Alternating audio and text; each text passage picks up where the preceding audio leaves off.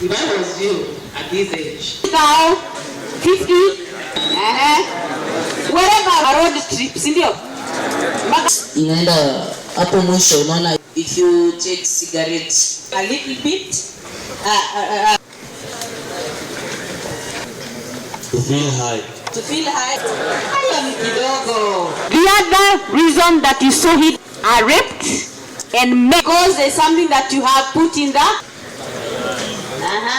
Nitena ritoria gatatu gukorwo tugika awareness walk neno twambirie mwaka wa 2022 thutha wa ciana gukorwo cithiete muciĩ gaikara ihinda rĩa COVID-19 igĩkorwo cingĩrĩire mũno ũhũthĩri wa ndawa, ũhũthĩri wa njohi manyuĩte na njĩra nene mũno, no ta cukuru twarora tukiambĩrĩria mũtaratara ũyũ na nĩ ũkoretwo wĩ wa kĩguni mũno mũno mũno.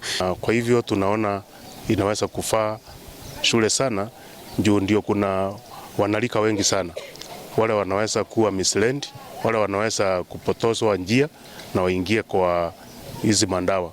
Tunajua mandawa inatumika kwa mashule na inandunisha masomo, inandunisha nidhamu, ndio unaona shule zingine zinakuwa na shinda nyingi sana ya nidhamu.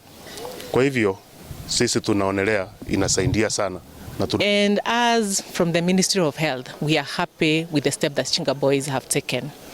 This is something that should be embraced by the other school, just to sensitize and share the information about the drug use to the young men and the women they are having in their school.